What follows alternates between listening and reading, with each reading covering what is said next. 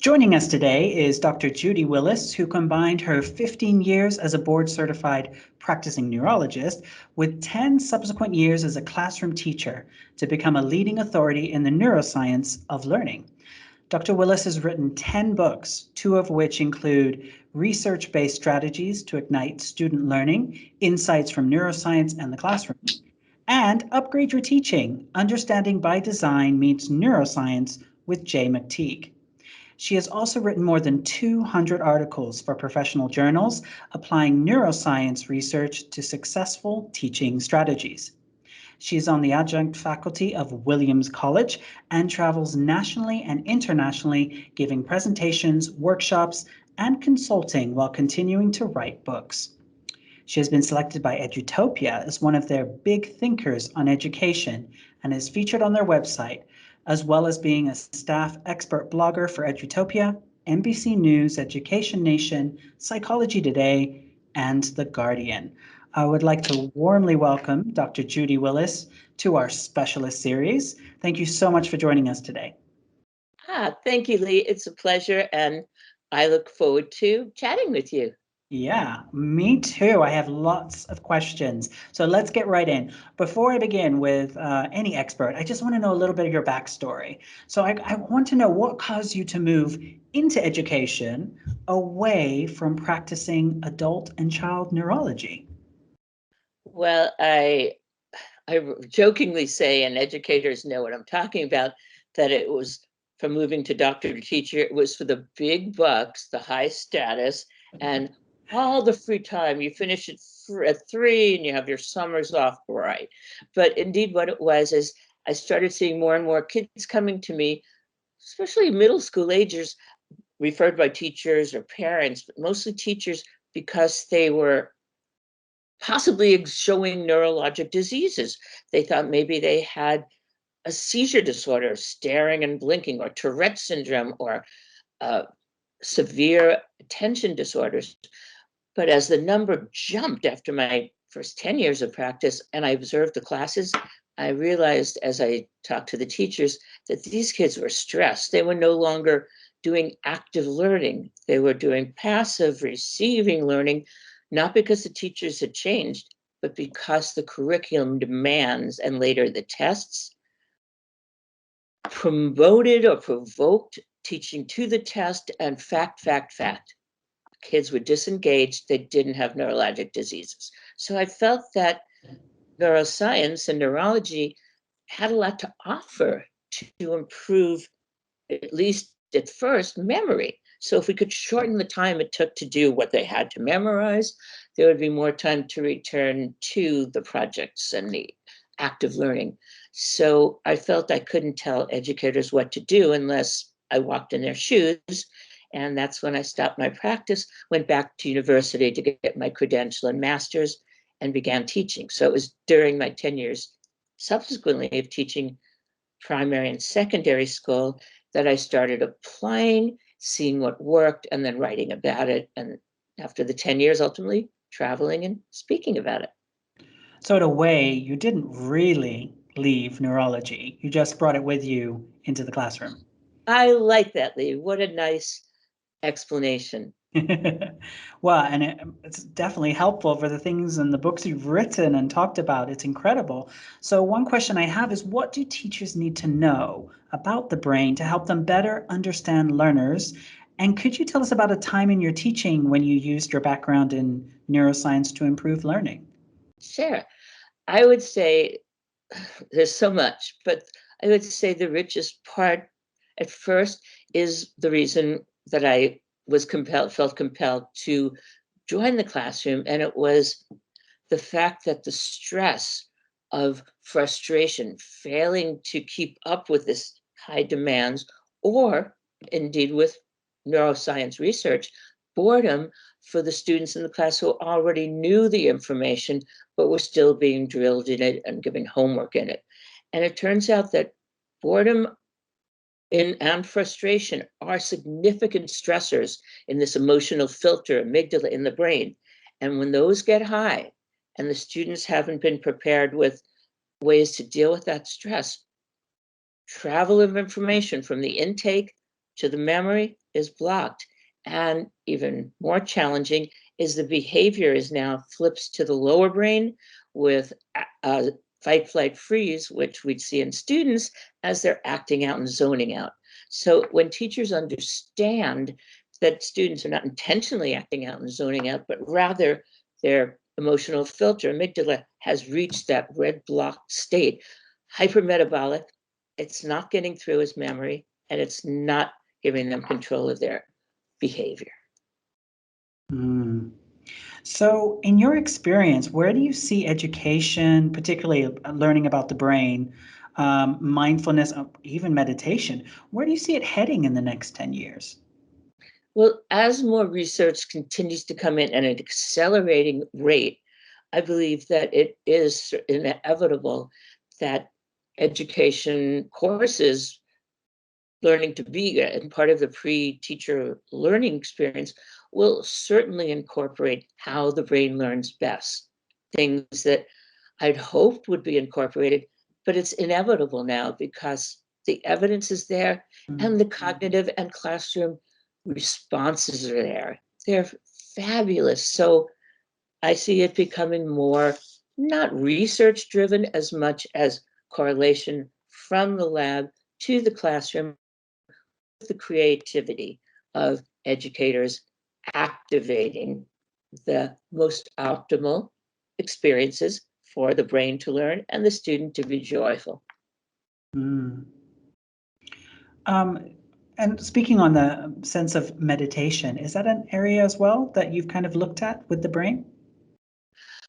I've only read the research on meditation, more so with mindfulness. I've worked with Goldie Hawn on the Mind Up curriculum and program, and I feel very comfortable with the research that shows that building practices of mindfulness or and other practices that learners indeed practice will allow them to drop the stress on that amygdala filter. So whether it's counting to 10, visualizing a positive experience, taking mindful breaths, those experiences, once practiced, you can't just tell them to the students once. They need to do them so that neuroplasticity makes a nice strong circuit in their brain. So when they begin, and they need to recognize signs of their stress, as they begin to experience that, they can activate those pathways and do this top-down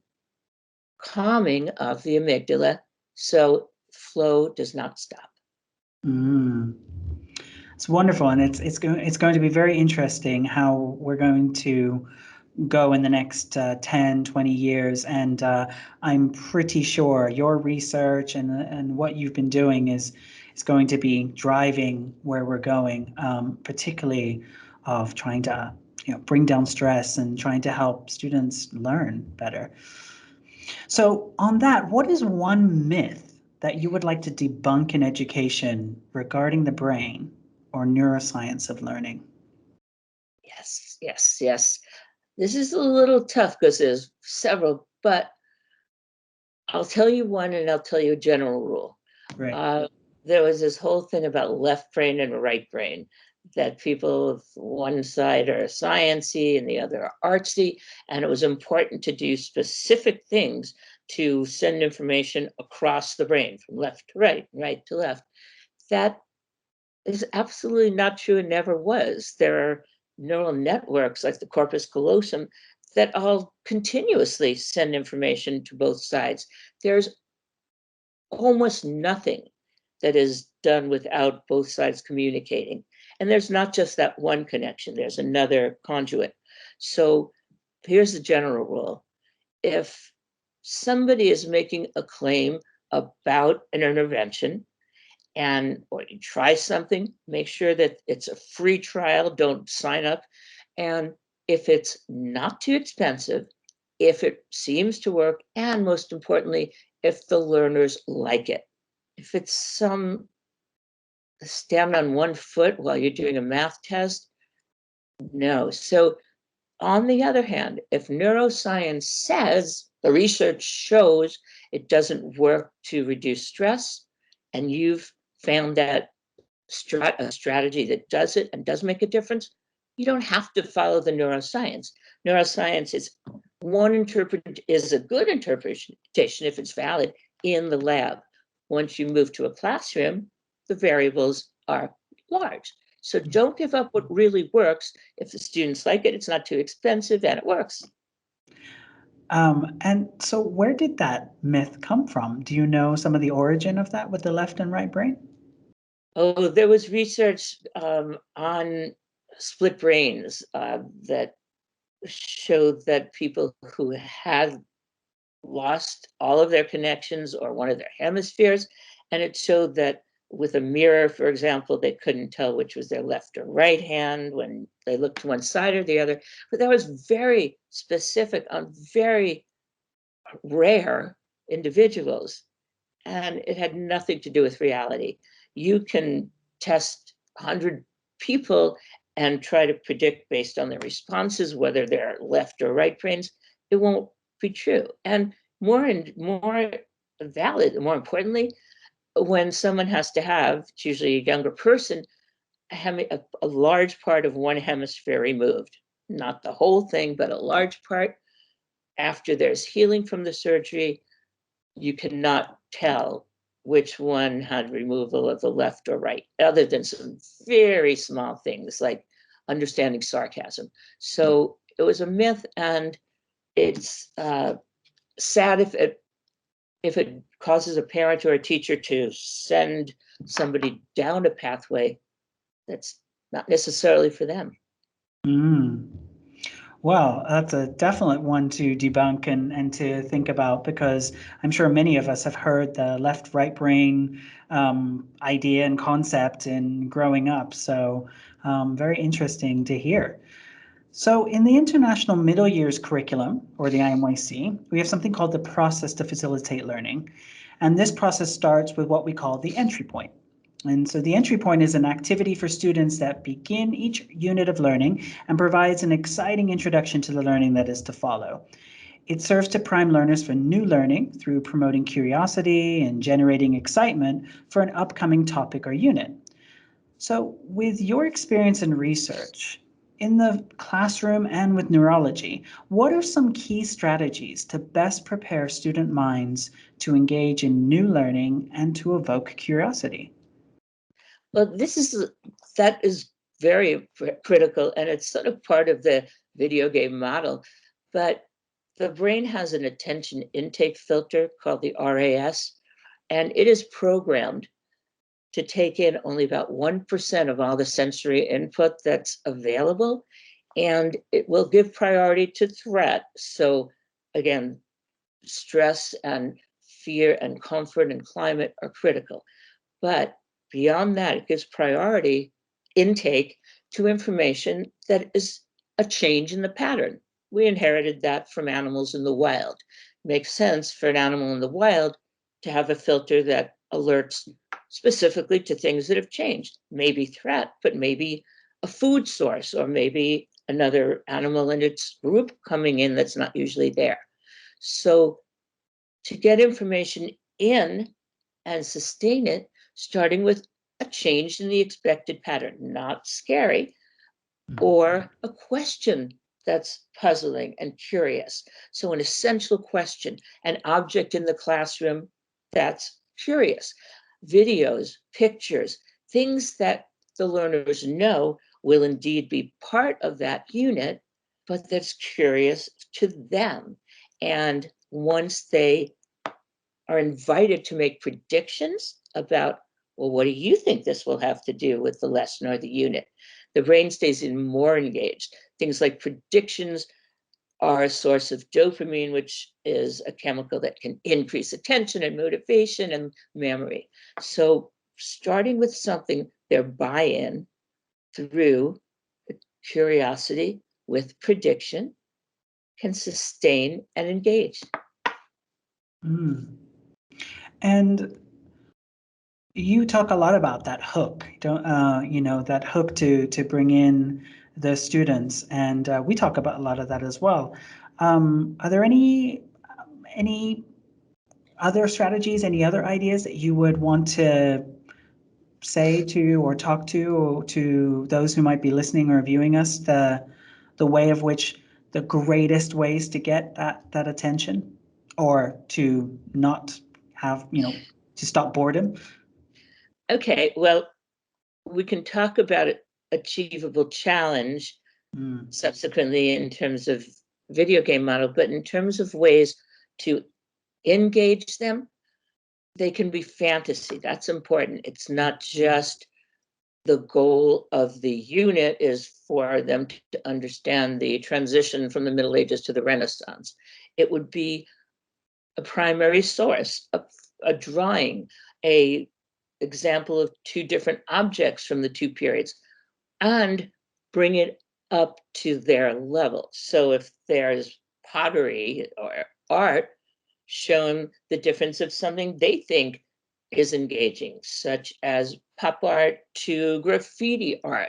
So making it personally relevant, asking them what they want to know about this topic, asking them what they already think they know. But buy-in, curiosity comes from big point to reduce boredom and reduce frustration is what will they get out of it, personally relevant, and how will they get to learn it? So even buy-in, engaging them and knowing, yes, it's not going to be strictly just reading a book. You're going to do a project. You're going to use this information to deliver it to a lower grade or to speak to somebody who makes the curriculum. And how they'll learn it that relates to their strengths. Yes, there will be web pages, there will be virtual reality, there will be opportunity to make games for others. So letting them know that it just won't be one learning opportunity and assessment. Yeah, great. Which leads me to my next question, which is gamification. You've looked at gamification and how it can affect the brain and learning with what you've mentioned, achievable challenge, incremental progress, and prediction and immediate feedback. So where do you see the role of gamification in education, and what could we expect to see in classrooms in the future? Okay, earlier we talked about the problems that I saw when kids were stressed because they didn't believe they could achieve it or bored because they already knew it. So indeed, there is a Goldilocks zone for each student when it isn't boring and it isn't frustrating. And video games, for example, work so well because they individualize where each player is playing. And I'll give you an example, but also acknowledge that to the biggest dopamine boosters. And remember, when dopamine is boosted in the brain, we get increased effort, motivation, engagement, and memory. So here's the video game model, which takes advantage of that. First, there's that buy-in. Then the Goldilocks zone. A player starts at level 1 in a 10-level game, but when they show mastery of the task, in a short time or a long time, whenever they show mastery, they get put up to the next level. Same thing to the next level. So they don't have to be bored going at one rate. And each time they move to a new level, the feedback is evident. They don't have to wait until the end of the game to find out if they won. At each level, there's a new avatar or new music and new backgrounds and acknowledgement. You're now at level 3. And that feedback of progress en route to the goal, big dopamine booster. Now, what about somebody who's frustrated, who's staying at level 1 essentially for a long time? The game is not saying, oh my goodness, you're the only person who took this much time in level 1. It's individual feedback. And to get the mastery, they're getting to make predictions where mistakes are not embarrassing. So they try different strategies. They get feedback whether it was right or wrong, but it's not awkward because it's them and the game. And each time they make progress, it's recognized. So without the feeling I can never do this, they're given more and more opportunities, and they do it. So progressing in one's Goldilocks zone and getting that dopamine feedback for correct predictions and moving up to a new level is such a powerful method of learning that transfers. You don't need the video games in a classroom when you use the video game model of buy into a goal, achievable challenge, individualized, personalized, and opportunities to reach mastery that are best for the learners that they can choose. Some will have a pathway where they'll choose more video links or websites or Khan Academy or different levels of reading, but they will all understand, need to be communicated to them that the teacher is confident that they will reach mastery. And what mastery is will be determined how they'll demonstrate it, but they all are capable of it when they get the opportunity to progress at their best learning strength and get feedback of making progress. That will turn back on even the most frustrated fixed mindset learners. Sounds like it's definitely going to be something we're going to experience more and more. And it sounds like there might even be even a book there that needs to be written to add to your canon. Well, thank you for sharing that. So as part as what we do in our specialist series, we love to end on a takeaway. And so we love takeaways. So what is one takeaway, and you've given us lots already, but one takeaway that you would like to end with, that you would like the listeners and viewers to know about with your research and your discoveries in the field of education, and that can include neurology? Okay. One of the things I thought I could bring from my neurology to a classroom was memory, because they had to memorize so much. And that's something that with my patients, whether they had a stroke or a brain tumor, they needed to help work on memory. Memory is so awesome because if you do one thing, you're well on your way to at least linking the new information, because connecting memory, new input coming in, requires linking the new to the known.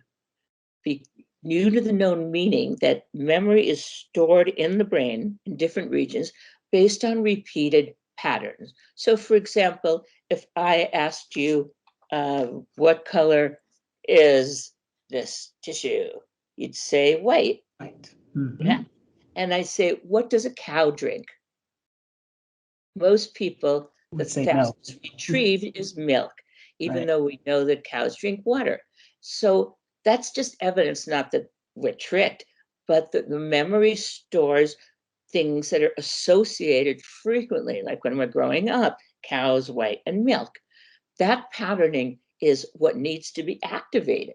So before teaching something and working hard to get it through the attention filter, the emotional filter, prepare the learner by activating a prior knowledge that indeed in the brain, in the hippocampus, will link on to the new information.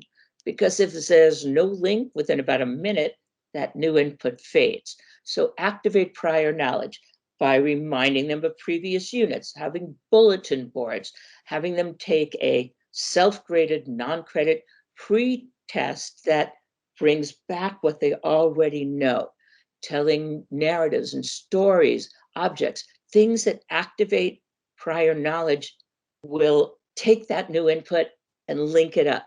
Then, of course, there needs to be something to keep it, mental manipulations, applications. But the first step, remember to link, have something in advance or very close to when the new comes in that it'll link to, analogies, metaphors, graphic organizers, visual organizers. That sets up the brain to link. I love it. So the new to the known. I love that. That is fantastic. What a great takeaway. Well, I just have to say that this has just been unbelievable. It's gone by so quickly with just learning about, your research in the field of neuroscience and what your experience in the field of education, and it's just powerful. So I just want to say thank you very much, Dr. Judy Willis, or Judy. And I want to just say that, for anyone who'd like to know more information for Dr. Judy Willis's latest work, you can check out her official website at www.radteach.com. And I want to say thank you again. I'm blown away with so much great information. Well, Lee, I want to give you credit. You really know this material. Your questions were right on point, and your enthusiasm boosted my dopamine. Well, thank you very much. And I hope it also increased the dopamine of our listeners and viewers. So until we meet again, thank you so much, and wishing you the best. Thank you. Carpe diem.